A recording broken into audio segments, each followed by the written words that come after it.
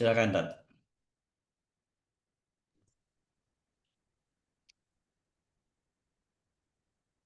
Terima kasih Pak Nugroho. Bismillahirrahmanirrahim. Assalamualaikum warahmatullahi wabarakatuh.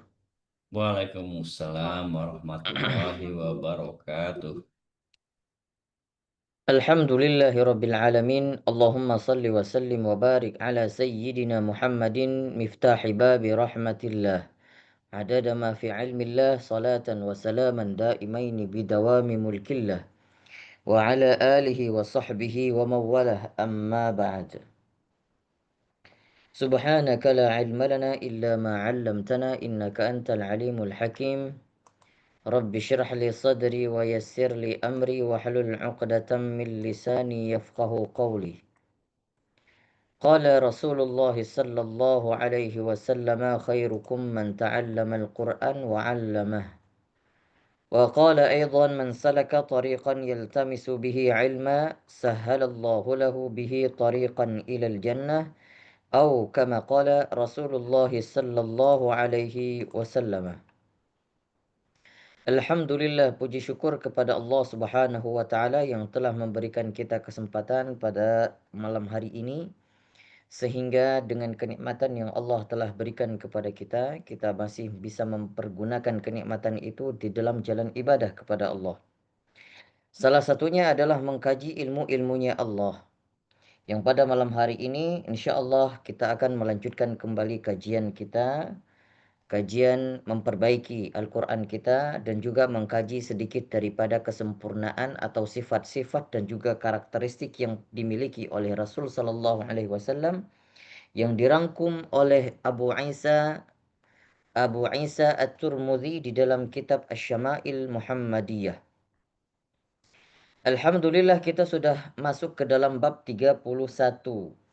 Sudah melewati pertengahan, ya, baru-baru melewati pertengahan, karena semuanya itu kurang lebih ada 50 bab lebih, kurang lebih.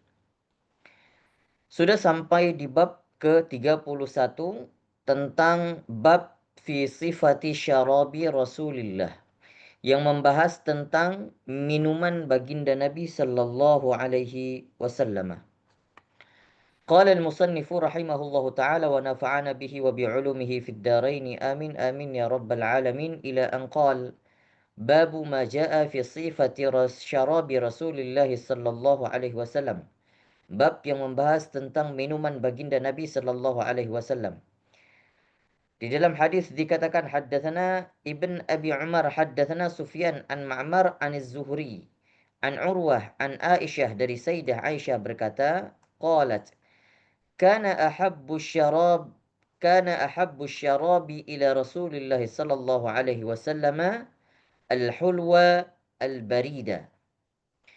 Dikatakan oleh Ibunda Aisyah Ummul Mukminin bahwasannya Nabi sallallahu alaihi wasallam sangat senang dan menggemari minuman yang hul. Hul ini adalah yang manis dan juga dingin, ya. Yang manis dan juga dingin. Karena pada dasarnya normalnya manusia, Nabi Shallallahu Alaihi Wasallam dikala saat musim panas maka suka yang minum yang dingin-dingin. Nah, makanya ada tradisi orang Arab terdahulu itu menyimpan airnya, karena dulu belum ada kulkas seperti sekarang, ya. Sehingga mereka kadang gemar menyimpan air itu di dalam guci, ya, di dalam guci yang terbuat dari tanah liat supaya dingin, atau menyimpan airnya itu di bawah tanah, ditanamin gitu supaya supaya dingin. Dan juga mereka sering membuat tempat tempat air itu dari kulit, sehingga itu disebut dengan kirbah. Nah, kirbah itu biasanya itu terbuat dari kulit, ya, kulit-kulit domba atau kulit-kulit sapi. Maka mereka menyimpan air di dalamnya terus digantung selama 1 hari, 2 hari, 3 hari, air itu menjadi dingin. Subhanallah. Nah, maka itulah kulkasnya pada masa Nabi Shallallahu Alaihi Wasallam. Nah, maka Nabi Shallallahu Alaihi Wasallam sangat senang kalau minum itu yang dingin dan juga manis, ya, yang manis-manis. Nah, ya, tapi Nabi Shallallahu Alaihi Wasallam ketika suka yang manis pun karena sesuai dengan energi yang dikeluarkan oleh Nabi Shallallahu Alaihi Wasallam. Karena yang sumber manis itu juga adalah sumber energi, sehingga balance antara apa yang masuk yang dikonsumsi oleh Rasul Shallallahu Alaihi Wasallam daripada yang manis dengan segala aktivitasnya. Jadi sehingga tidak menimbulkan penyakit. Yang wal'iyadzubillah, kalau kita sekarang banyak kalau mengonsumsi yang manis-manis kebanyakan kena diabetes dan lain sebagainya. Wal'iyadzubillah, kita mohon bahwasannya kita diberikan kesehatan oleh Allah Subhanahu wa taala, as-salamah wal afiyah. Semoga dijauhkan daripada penyakit-penyakit yang seperti itu. Dalam hadis selanjutnya disebutkan haddatsana Ahmad bin Mani, haddatsana Ismail bin Ibrahim, haddatsana Ali bin Zaid an Umar huwa ibnu Abi Harmalah an Ibn Abbas. Ini hadis diriwayatkan oleh Ibnu Abbas. Qala dakhaltu ma'a Rasulillah sallallahu alaihi wasallam ana wa Khalid bin Walid ala Maimunah. Ini diceritakan oleh Ibnu Abbas bahwasannya pada suatu ketika aku pernah datang bersama Nabi Shallallahu Alaihi Wasallam. Kata Ibnu Abbas, ana, saya sendiri, dan Khalid ibn Walid. Ternyata bersama Nabi Shallallahu Alaihi Wasallam saat itu ada Ibnu Abbas dan juga ada Khalid bin Walid. Datang ke rumah siapa? Datang ke rumah Ummul Mukminin Maimunah, salah satu daripada istri baginda Nabi Shallallahu Alaihi Wasallam, Maimunah. Faja'atna bi'ina'in labanin. Maka Maimunah mendatangi atau menghidangkan kepada kami sewadah daripada susu. Maka Maimunah ini siapa? Maimunah ini adalah salah satu daripada uaknya, bisa dikatakan tuh uaknya, bibinya daripada Ibn Abbas. Ya, jadi Maimunah ini istri Nabi, salah seorang dari bibinya Ibnu Abbas. Sehingga Ibnu Abbas dan Khalid bin Walid ketika bersilaturahmi ke rumah Maimunah itu juga sama seperti bersilaturahim kepada bibinya.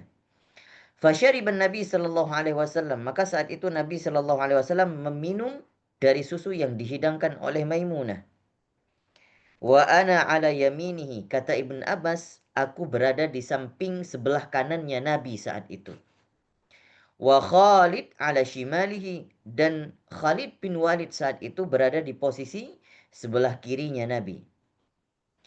Faqala li, dan kemudian Nabi Shallallahu Alaihi Wasallam mengatakan kepada Ibnu Abbas apa? Setelah Nabi Shallallahu Alaihi Wasallam meminum daripada susu tersebut, Nabi memberikan sisanya kepada Ibn Abbas sambil mengatakan, asyar batulak. Nah, ini minuman buatmu. Fa in syi'ta atharta biha Khalidan. Ah, ini menarik ini. Kata Nabi Shallallahu Alaihi Wasallam saat itu, ini salah satu bentuk akhlaknya baginda Nabi. Ketika Nabi Shallallahu Alaihi Wasallam sesudah minum beberapa teguk, kemudian susu itu dari tempatnya diberikan kepada Ibnu Abbas. Ibnu Abbas ada di posisi sebelah kanannya. Maka ini menjadi sebuah keteladanan. Kalau kita ingin mendahulukan apapun, mendahulukan yang kanan. Begitu juga kalau ingin membagikan apa saja, maka dimulai dari yang kanan. Atau menyuruh apa saja, mulailah dari yang kanan. Nah, begitulah yang dipraktik oleh baginda Nabi Shallallahu Alaihi Wasallam. Maka baginda Nabi saat itu memberikan susu itu kepada Ibn Abbas terlebih dahulu yang ada di posisi sebelah kanannya. Tetapi yang menjadi masalah adalah agak sedikit rancu karena Ibn Abbas ini adalah termasuk dari golongan sahabat yang sangat muda sekali. Jadi secara umur jauh sekali dari Khalid bin Walid yang berada di sebelah kiri baginda Nabi. Ya, jadi Khalid bin Walid jauh lebih tua daripada Ibn Abbas.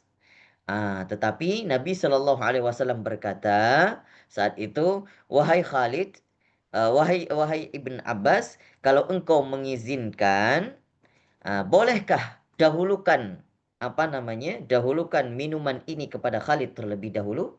Ini permintaan izin daripada baginda Nabi Shallallahu Alaihi Wasallam kepada Ibn Abbas. Padahal Nabi Shallallahu Alaihi Wasallam saat itu sudah mempraktikkan sebuah kesunahan mendahulukan yang kanan. Maka saat itu tapi Nabi Shallallahu Alaihi Wasallam karena secara kebetulan ada Ibn Abbas yang sebelah kanan yang mungkin lebih muda daripada Khalid bin Walid, akhirnya Nabi Shallallahu Alaihi Wasallam meminta izin kepada Ibn Abbas untuk diberikan kepada Khalid terlebih dahulu. Tapi apa yang terjadi? Fakultu, ya, fakultu.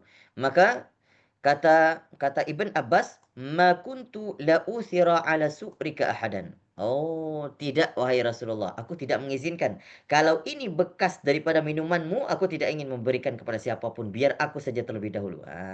Ini membuktikan bahwa ya semuanya berlomba-lomba untuk mendapatkan bekas keberkahan daripada baginda Nabi Shallallahu Alaihi Wasallam. Soal keberkahan, tidak ada toleransi, wahai Rasulullah. Saya tidak mau memberikan ini kesempatan kepada Khalid, kata Ibn Abbas. Saya mau duluan. Nah, ini bekas keberkahan daripada minumanmu, wahai baginda Nabi. Begitu kata Ibn Abbas. Sehingga summa qala Rasulullah sallallahu alaihi wasallam, berkata Rasulullah, kemudian Rasul sallallahu alaihi wasallam membacakan doa, man at'amahu Allahu ta'aman. Barang siapa yang diberikan oleh Allah makanan, falyaqul Allahumma barik lana fih wa at'imna khairan minhu wa man saqahu Allahu labanan. Maka Nabi Shallallahu Alaihi Wasallam membacakan sebuah doa. Salah satu doanya adalah Allahumma barik lana fih. Ya Allah, berkahilah kami dan juga makanan-makanan kami. Wa at'imna khairan minhu. Dan juga berikanlah makanan kepada kami yang lebih baik daripada yang kami dapatkan sekarang. Dan kata Rasul sallallahu alaihi wasallam, "Wa man saqahu Allahu labanan." Barang siapa yang disuguhkan susu. Oh, ternyata ada doa minum susu, khusus minum susu. Ini doanya. Allahumma barik lana fihi wa zidna minhu. Ini adalah sebuah doa ketika kita mau minum susu. Ya Allah, berkahilah apa yang telah kami dapatkan, artinya dari susu ini, wa zidna minhu, dan tambahkanlah ya Allah nikmatmu yang kau berikan sekarang, tambahkanlah. Ini adalah salah satu doa yang diucapkan Nabi ketika mau minum susu. Wa qala Rasulullah sallallahu alaihi wasallam, laisa syai'un yujzi'u makan at-ta'ami wasyarab ghairul laban. Setelah Nabi sallallahu alaihi wasallam mendoakan doa ini, kemudian Nabi melanjutkan, beliau berkata, tidak ada makanan dan minuman yang lebih mengenyangkan, istilahnya yang bisa mencukupi dan saling menutupi satu sama lain.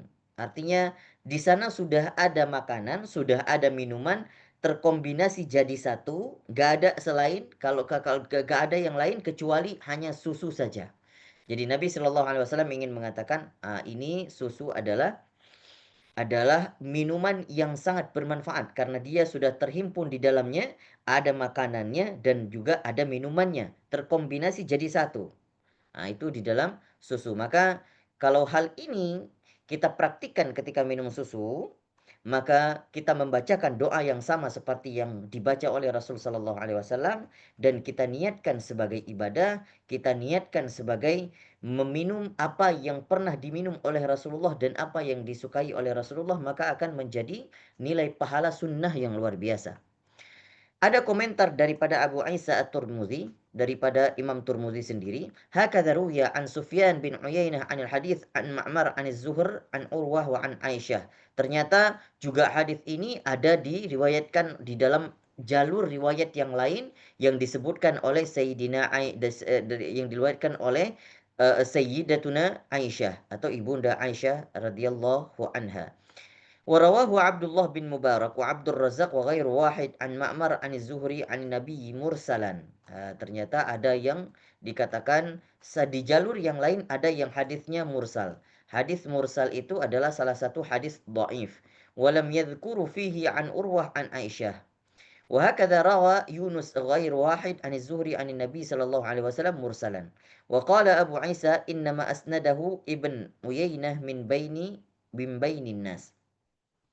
Kita baca cepat saja karena ini hanya komentar-komentar tentang riwayat-riwayat yang ternyata yang meriwayatkan hadis ini yang sama redaksinya, tetapi ada jalur riwayat yang lain yang kata Imam At-Tirmidzi ternyata jalur riwayat yang lain itu banyak yang hadisnya secara riwayat validitas periwayatannya itu tidak sampai kepada sahih.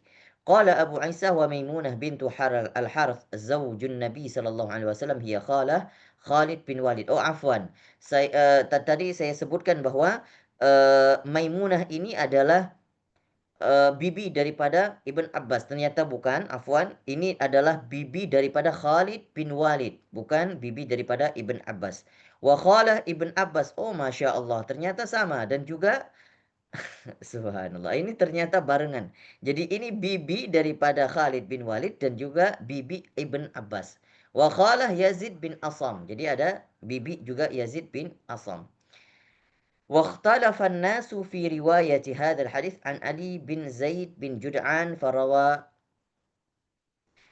بعضهم عن علي بن زيد عن عمر بن أبي حرملة وروى شعبة عن علي بن زيد فقال عن علي عن عمر بن حرملة والصحيح عن Umar bin Abi Harmalah. Maka yang dikatakan, yang dikomentari, yang termasuk yang sahih, riwayat yang sahih adalah yang kita bacakan pertama, yang diriwayatkan oleh Umar bin Abi Harmalah. Baik, itulah yang beberapa yang kita dapat bahwa Nabi Shallallahu Alaihi Wasallam pernah minum susu dan juga pernah minum air. Nabi Shallallahu Alaihi Wasallam senang minum air yang dingin dan juga yang manis-manis. Di dalam hadis yang lain dijelaskan tentang bagaimana cara Nabi Shallallahu Alaihi Wasallam minum. Nah, ini juga sangat penting dijelaskan oleh Imam At-Tirmidzi di dalam bab Maja'a fi sifati syurbi Rasulullah sallallahu alaihi wasallam, bab tentang sifat atau cara baginda Nabi sallallahu alaihi wasallam minum. Di dalam hadis dikatakan haddatsana Ahmad bin Mani haddatsana Husyaim akhbarana Asim al-Ahwal wal Mughirah an Sya'bi an Ibn Abbas, diriwayatkan oleh Ibnu Abbas, anna Nabi sallallahu alaihi wasallam syariba min Zamzam, bahwa Nabi sallallahu alaihi wasallam minum air Zamzam wa huwa qaimun, dan saat itu Nabi sallallahu alaihi wasallam sedang dalam keadaan berdiri. Oke, kita berhenti sejenak dari hadis ini. Maka hadis ini tidak bisa langsung dipahami secara tekstualis.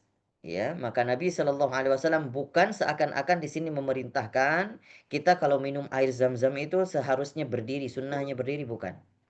Nanti insya Allah akan dijelaskan beberapa hadis yang di depan, akan saya jelaskan secara rinci. Haddatsana Qutaibah bin Sa'id, haddatsana Muhammad bin Ja'far an Husain al-Muallim an Amr bin Shu'aib an abihi an jaddihi qala ra'aitu an-nabi sallallahu alaihi wasallam yashrabu qa'iman wa qa'idan. Ternyata dilihat oleh sahabat yang lain bahwa Nabi sallallahu alaihi wasallam pernah minum secara berdiri dan juga secara duduk.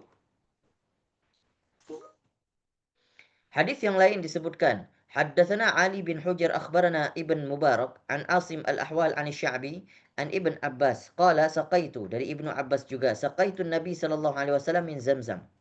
Kata Ibn Abbas, aku pernah menuangkan air Zamzam kepada Nabi sallallahu alaihi wasallam dan beliau meminumnya, fasyariba wa huwa qa'imun, dan beliau meminumnya dalam keadaan berdiri. Baik. Ketika hadis ini disampaikan bahwa khususnya pada air Zam-Zam bahwa Nabi Shallallahu Alaihi Wasallam itu minum dalam keadaan berdiri. Tetapi ini bukan sebuah kesunahan yang secara tekstualis itu dipahami bahwasanya Nabi Shallallahu Alaihi Wasallam minum itu secara berdiri. Sunnahnya minum air Zam-Zam secara berdiri, bukan seperti itu. Karena di dalam hadis yang lain, riwayat yang lain juga dijelaskan bahwa Nabi Shallallahu Alaihi Wasallam pernah minum air Zam-Zam dalam keadaan duduk. Dan sangat sering Nabi Shallallahu Alaihi Wasallam ketika direkod oleh para sahabatnya, ya, di dalam hadis-hadisnya bahwa Nabi Shallallahu Alaihi Wasallam lebih sering minum air Zam-Zam itu di dalam keadaan duduk, bukan di dalam keadaan berdiri. Namun mengapa di dalam hadis ini bahwa Nabi Shallallahu Alaihi Wasallam disebutkan, diceritakan Nabi itu minum dalam keadaan berdiri? Yang pertama, mungkin secara kondisi bahwa Nabi Shallallahu Alaihi Wasallam saat itu minum air Zam-Zam dalam keadaan, ya, yang namanya dalam keadaan ihram, ya mungkin ada kondisi-kondisi yang tidak memungkinkan untuk duduk. Maka Nabi minum dalam keadaan berdiri. Dan yang kedua, Nabi Shallallahu Alaihi Wasallam mempraktikkan secara berdiri itu bahwasannya menjadi sebuah pembelajaran. Bahwasannya minum itu tidak mesti harus duduk. Jadi kalau para sahabat melihat Nabi selalu duduk ketika minum air Zam-Zam, maka air zam-zam itu ketika minum air zam-zam nanti akan menjadi sebuah hukum kewajiban. Ya, menjadi sebuah hukum kewajiban. Sehingga terkadang Nabi Shallallahu alaihi wasallam mempraktikkan secara berdiri, ya, tidak secara duduk. Tapi hal ini adalah sesuatu yang sangat jarang dipraktikkan. Maka apakah di dalam hadis-hadis ini ternyata ada sifatnya kontradiktif? Ya, ini sudah pernah dibahas oleh para ulama-ulama terdahulu bahwa terkadang ada hadis-hadis Nabi yang dijumpai yang riwayat si A misalnya bahwa Nabi Shallallahu alaihi wasallam minum dalam keadaan berdiri. Riwayat B dikatakan bahwa Nabi Shallallahu alaihi wasallam minum dalam keadaan duduk. Apakah ini sifatnya kontradiktif? Tidak. Maka Al-Imam Asy-Syafi'i itu pernah merumuskan di dalam kitabnya Mukhtaliful Hadis bahwasanya ada rumus-rumus tersendiri kalau seandainya ada hadis-hadis yang kelihatannya secara secara bacaan atau secara redaksi mungkin terlihat ada kontradiktif, ya. Tetapi sudah dirumuskan oleh ulama-ulama terdahulu, salah satunya Al-Imam Asy-Syafi'i di dalam kitabnya Mukhtaliful Hadis. Kalau seandainya ada dua hadis yang secara redaksinya tidak sama, bahkan saling tolak menolak, bahkan jadi bersifat kontradiktif, maka yang pertama adalah harus dikombinasikan. Harus dikombinasikan.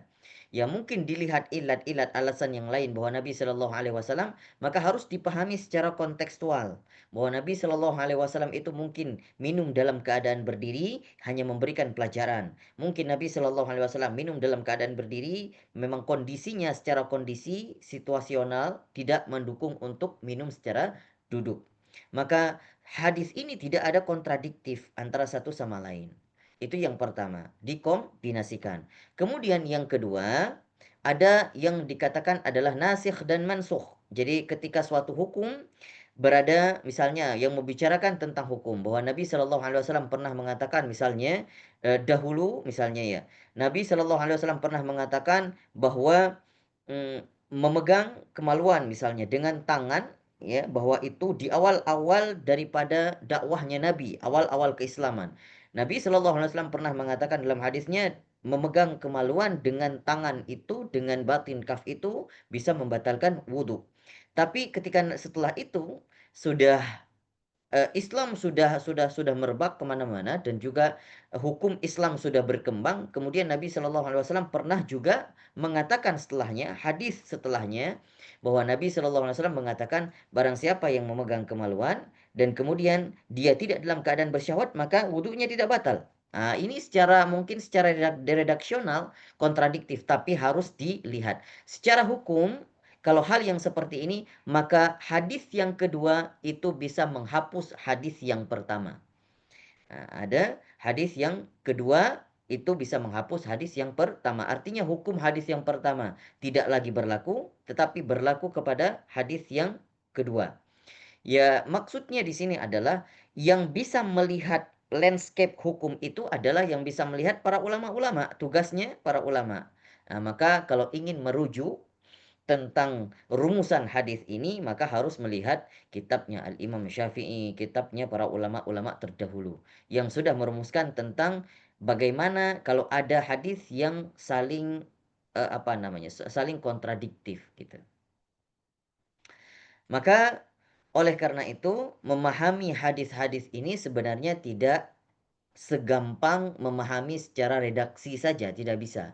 Jadi harus dikombinasikan dengan tekstual hadis bagaimana, kontekstualnya bagaimana, asbabul wurudnya dilihat. Asbabul wurud itu adalah sebab Nabi Shallallahu alaihi wasallam melafazkan hadis itu.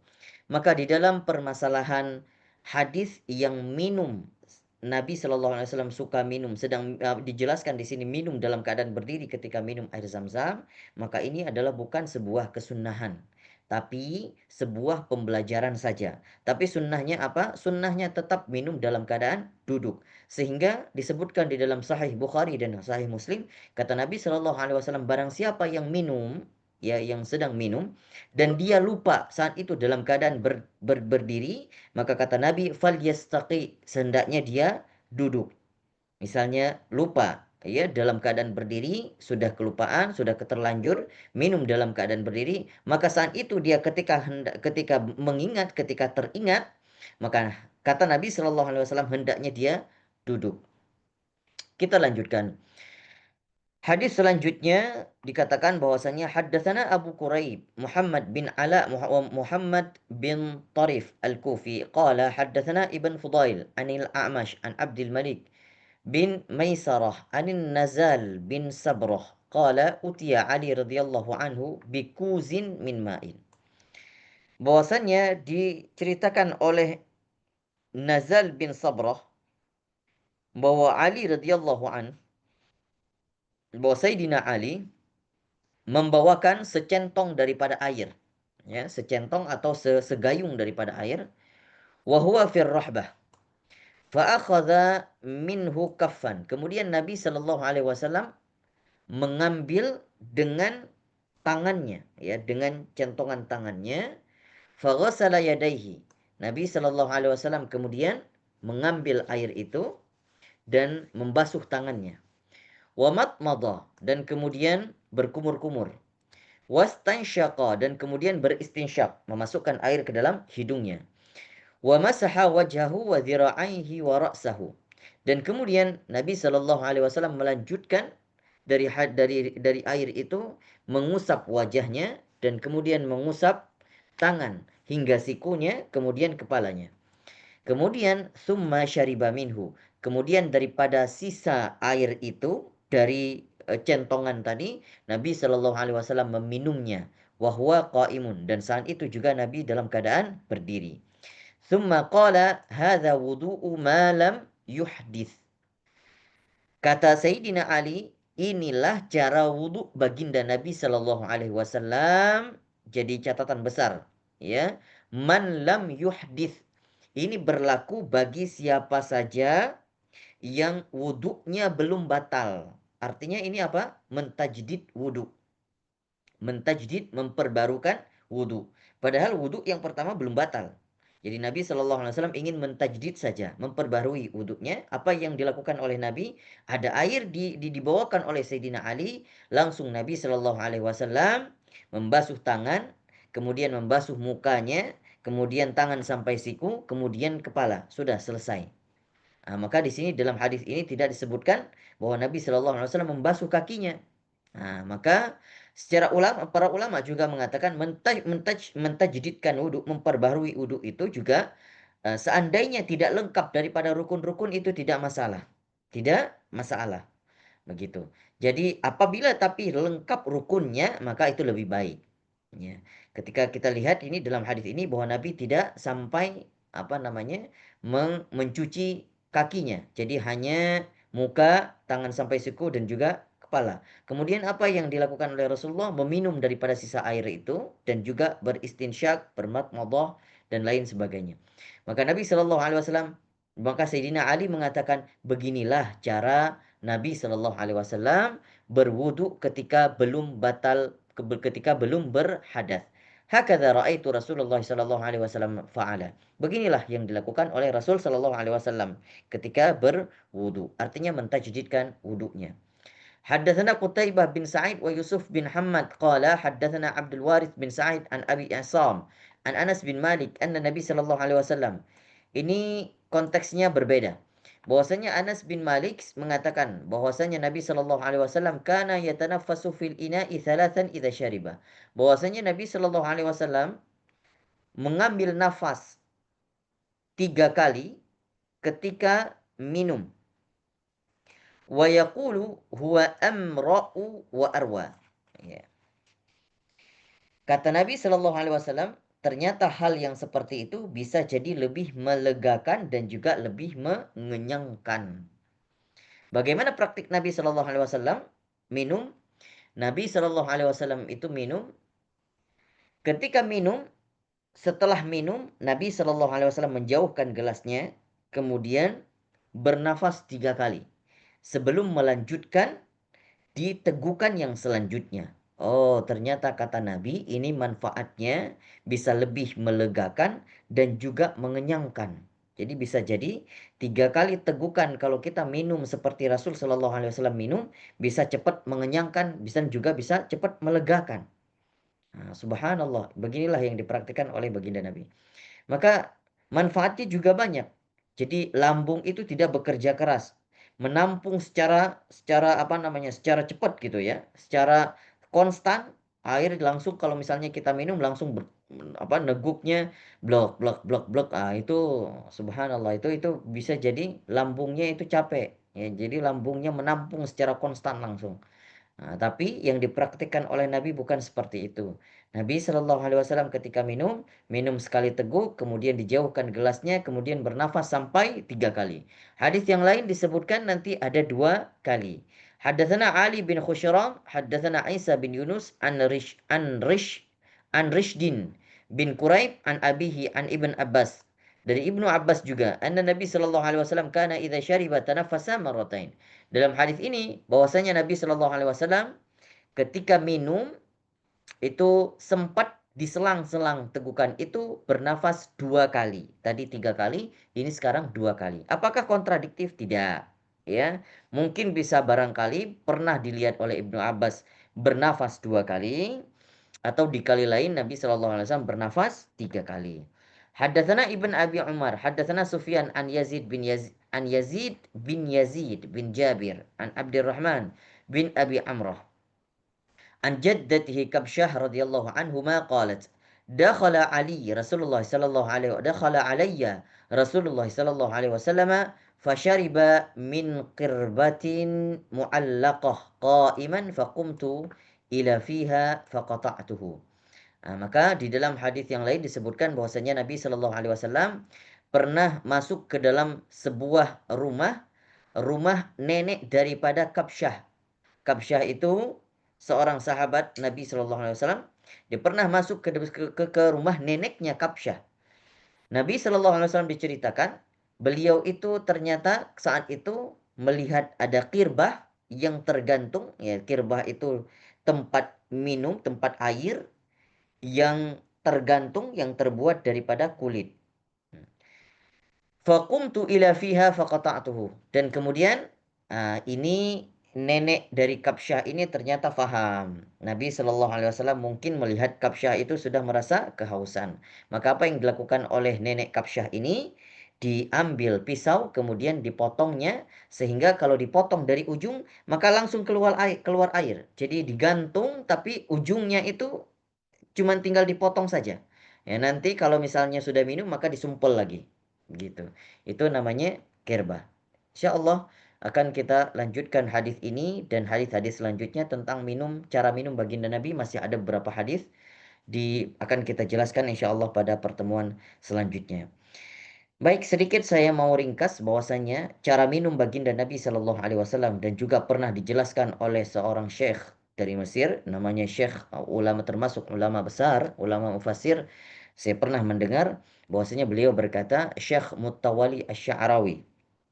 Beliau mengatakan bahwasanya ketika Nabi Shallallahu Alaihi Wasallam minum dan kita hendak mempraktikkan apa yang dilakukan oleh Rasulullah Shallallahu Alaihi Wasallam ketika hendak minum, bahwa Nabi Shallallahu Alaihi Wasallam minum itu dengan tangan kanan. Kemudian ketika hendak minum pada tegukan pertama, Nabi membaca basmalah, bismillah.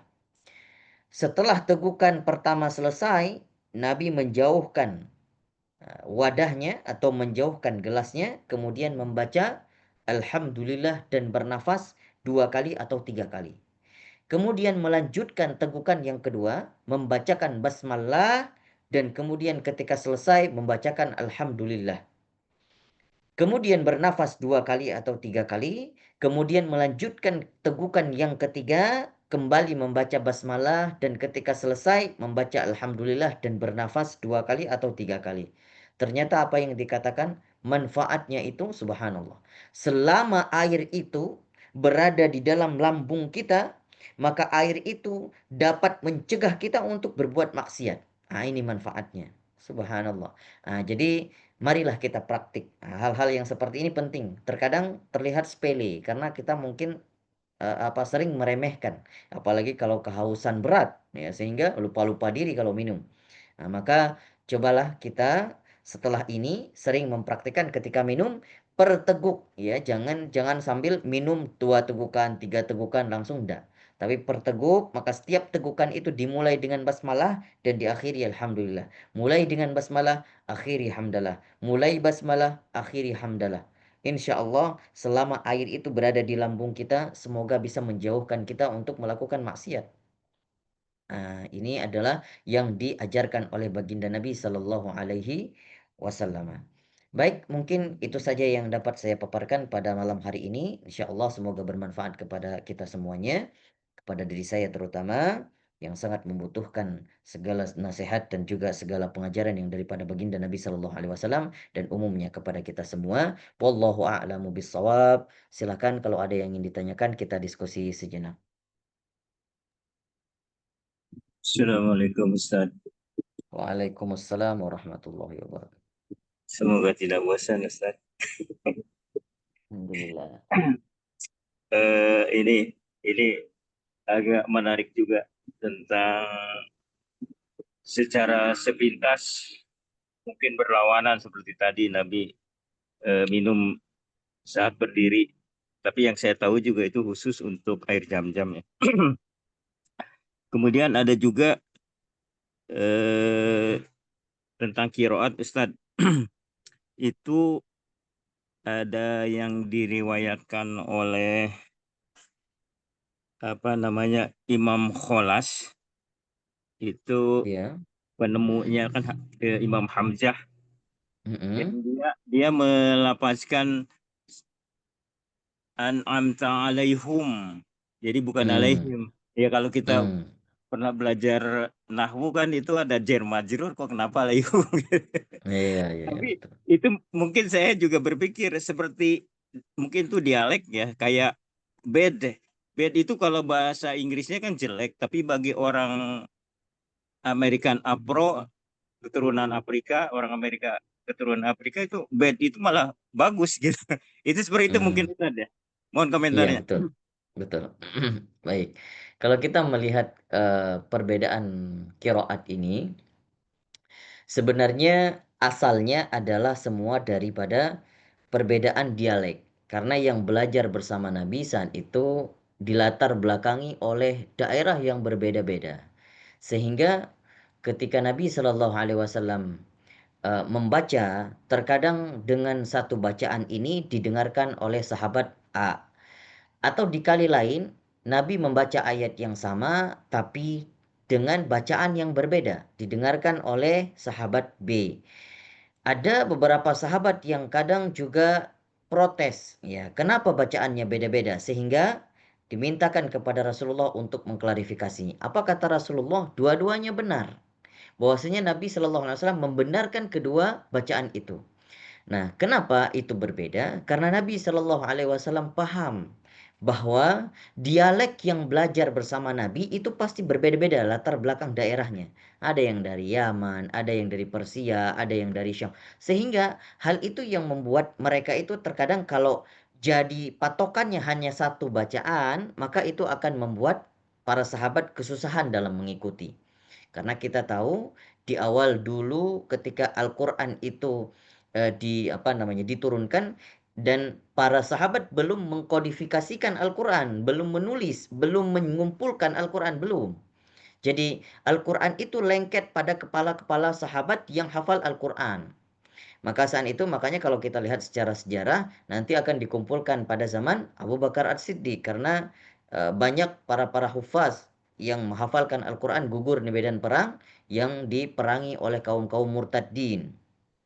Sehingga kata hal ini kalau kita melihat bahwasannya perbedaan riwayat ini sehingga sempat terjadi perbedaan bacaan yang begitu banyak sampai nggak terbendung saat itu.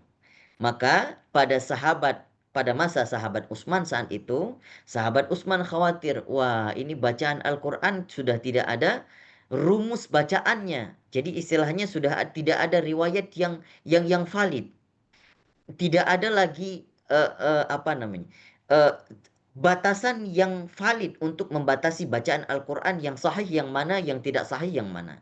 Maka saat itu sahabat Utsman bin Affan sehingga membuat atau merumuskan bacaan Al-Quran dan juga membuat mushaf secara menukil atau menulis mushaf itu sehingga dalam 7 bacaan yang dikirim ke beda-beda kota. Maka 7 riwayat ini yang akhirnya menjadi patokan pertama qiraah 7 atau disebut dengan qiraah sab'ah. Maka masing-masing qiraah ini ada riwayat yang berbeda. Misalnya yang satu riwayat itu ada 2 perawi yang berbeda. Nah, sehingga ada 7 riwayat akhirnya bercabang menjadi 14 riwayat yang berbeda. Salah satunya adalah yang disebutkan oleh Ustadz Ibkar tadi, riwayat Khalaf yang dinukil daripada Hamzah. Ini kenapa bisa bacaan alaihim gitu ya, alaihum. Bacaan yang seperti ini tidak lagi bisa didasarkan, dilandaskan dengan tatanan kaidah bahasa Arab. Nggak bisa. Karena kenapa? Yang jadi barometernya adalah pendengaran yang dilafazkan oleh syekhnya. Meskipun salah kaidah bahasa Arabnya, tapi harus begitu. Ya, karena ini sudah berbicara dengan riwayat yang didengarkan. Maka yang beredar seperti itu, alaihum, alaihum. Secara kaidah bahasa Arab memang menyalahi. Bahkan ada nanti bacaan yang terkadang bukan alaihum, tapi ada mimul jamak istilahnya. Jadi bacaannya apa? Alaihumu atau alaihimu. Setiap kata-kata hum yang menunjukkan kepada mereka, artinya mereka jamak banyak begitu ya. Sehingga mim itu dipanjangkan alaihimu, bukan alaihim, padahal tulisannya alaihim, tapi mereka bacanya alaihimu. Jadi siratal ladzina an'amta alaihimu. Begitu. Ada yang seperti itu. Maka jangan heran bahwa kita akan mendapatkan banyak sekali riwayat-riwayat bacaan dan memang yang sekarang itu mungkin yang beredar di bacaan-bacaan di seluruh antero dunia sekarang hanya kurang lebih 3 atau 4 bacaan saja. Selebihnya hanya tinggal di museum-museum, di maktabah-maktabah, perpustakaan-perpustakaan yang dipelajari oleh ahli-ahli qiraat saja. Artinya orang-orang lain, orang-orang awam sudah jarang mempraktikkan yang 7, yang 14 itu sudah jarang. Tapi kalau kita mau tahu, ada riwayat yang valid yang membicarakan tentang riwayat-riwayat itu. Tapi mungkin yang familiar sekarang yang pertama ya bacaan kita hafaz ya, itu sudah sangat familiar dan itu mayoritas bacaan Al-Qur'an di seluruh antero dunia itu adalah hafaz, itu yang sangat familiar. Tapi ada kalau ke bagian Afrika sana kita ketemu nanti ada riwayat Qalun. Riwayat Qalun, riwayat Warash itu ada. Terus kemudian ada kalau misalnya di wilayah-wilayah Maroko, di sana mereka banyak mempraktikkan yang riwayatnya Abu Hamzah, ya. Abu Hamzah dan cabang daripada Abu Hamzah. Selain itu mungkin kalau bisa dikatakan ya tinggal tinggal kenangan hanya di kitab-kitab saja. Kalau orang mempraktikkan mungkin sudah jarang. Gitu. Saya rasa begitu sekilas saya jelaskan terkait dengan perbedaan qiraat bacaan. Ada lagi? Kalau tidak, kita langsung lanjut ke sesi talaqi insyaallah.